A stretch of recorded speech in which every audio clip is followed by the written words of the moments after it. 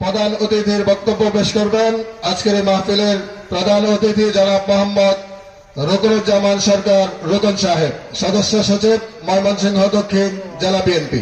আমি জনাব রুকনুজ্জামান রুকন সাহেবকে তার প্রধান অতিথির বক্তব্য পেশ করার জন্য বিনীত অনুরোধ জানাচ্ছি।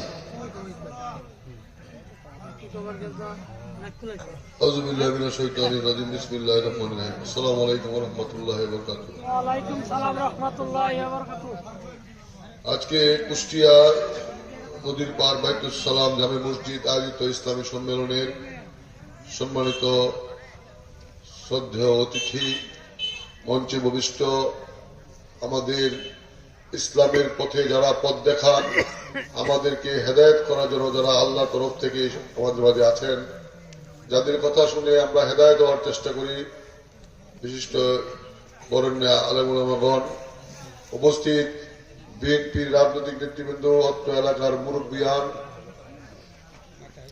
যুবক ভাইয়েরা, পর্দার আড়ালে থাকা আমার সম্মানিত মা বোনেরা, আসলে হুজুরেরা সামনে ইসলামী সম্মেলনে বক্তৃতা দেওয়া আমাদের জন্য খুব দুরূহ, কঠিন কাজ।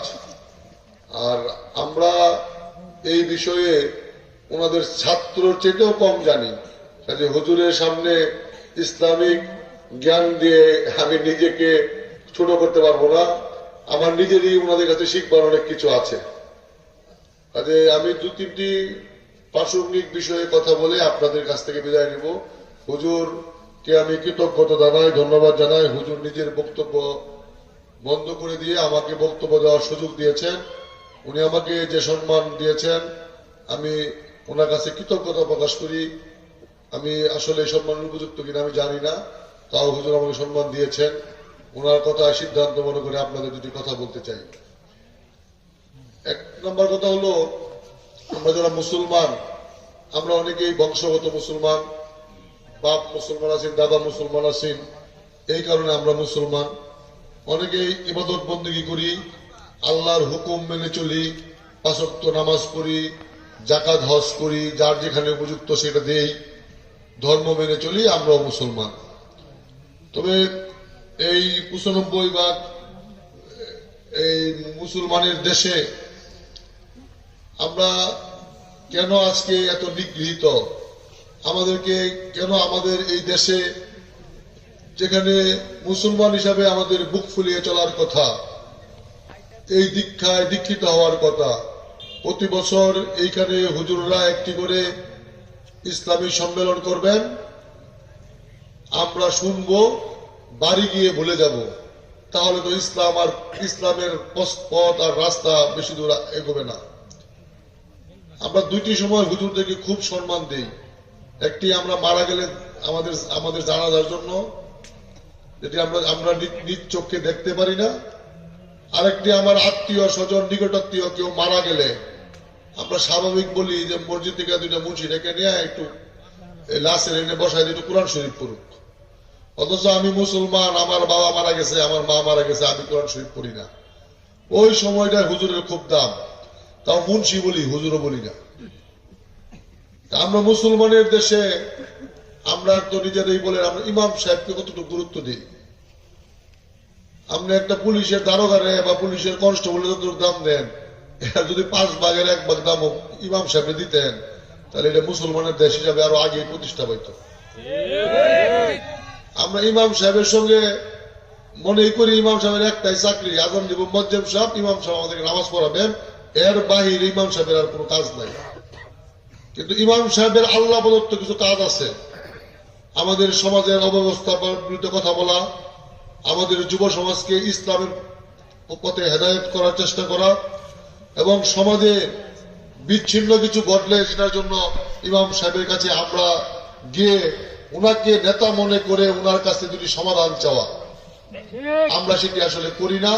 কিন্তু আমরা ৯৫% মুসলমান, প্রায় বলি ৯৫% মুসলমান। আমরা মুসলমান হয়ে একজন বাচ্চা হাফেজ 30 পারা কোরআন মুখস্থ করে, আপনার ছেলে ধৈর্যই নিয়ে দেশে গরিব মানুষের ছেলে, তো সে 30 একজন আপনার এই নার্সরে যতটুকু গুরুত্ব দেন, ওই হাফেজ সাহেব 30 পারা কোরআন মুখস্থ করছে, একবেলা খাইছে একবেলা খাইছে না। আল্লাহর ওই কোরআন তার দিলের ভিতর আছে, আমরা তাকে সম্মান করি না। যে পর্যন্ত আমরা তাকে সম্মান করতে না পারবো, এই 95% মুসলমানের দেশে আমরা বংশগত মুসলমান থাকবো, আমরা কর্মক্ষেত্রে মুসলমান থাকতে পারবো না। এটি আমাদের মনে হয়, আমি বক্তৃতায় বললাম, আমার নিজের উপলব্ধি করতে হবে, আপনারা আমাদের ময়মুরব্বী যুবক ভাইরা আছেন তাদের উপলব্ধি করতে হবে। এখন সেই দুনিয়া নাই। এখন এই বাংলাদেশের আলেম উলেমারা সারা বিশ্বে কোরআন তেলাওয়াত করে, কোরআন প্রতিযোগিতায় অংশগ্রহণ করে প্রথম হয়। আমাদের হুজুররা বিশ্বের বিভিন্ন দেশের ইসলামী সম্মেলনে যোগদান করে ইংলিশে, আরবিতে, হিন্দিতে, উর্দুতে বক্তব্য দেয়। আমরা সেটা বড় করে দেখাই না বা বড় করে দেখি না। এখানে আমাদের মুসলমানদের ঘাটতি। আমরা একটা সময় ধরে রাখি, যখন আর হাঁটতে পারবো না তখন আমাদের ঠিকানা মসজিদ। যুবক বয়সে আমাদের মসজিদে যাওয়ার কোনো কাজ নাই। আমার ছোট বাচ্চা, তাকে আমরা ছোটবেলায় শিখাই না কোনটা ন্যায় আর কোনটা অন্যায়। আপনারা ওখানে অনেকেই স্কুল কলেজ মক্তব্য করেছেন। ছোটবেলায় আপনার উস্তাদে যে শিক্ষাটা আপনাকে দিয়েছে বা আপনার যে শিক্ষাটা আপনাকে আপনার শিক্ষকে দিয়েছে, সেই শিক্ষাটা আপনি এমএ পাস করলে পাবেন না, যেটি ছোটবেলায় আপনি শিখেছেন। আপনি আমাকে 1 2 3 বলতে বললে আমি 100 মতো বলতে পারবো, এটা আমি ক্লাস 1-এ শিখেছি। আমি যে অনার্সে পড়ে যা শিখেছি, এটা আপনি আমাকে সারাদিন যদি লাঠিতে বেড়ান আমি বলতে পারবো না, ওটা আমি ভুলে গেছি। কারণ ওই বিষয়ে আমার কোনো, কাজেই আমাদের মুসলমানদের উচিত সামাজিক বর্তমান যে অবক্ষয়, আমাদের যুব সমাজকে পার্শ্বের একটি রাষ্ট্র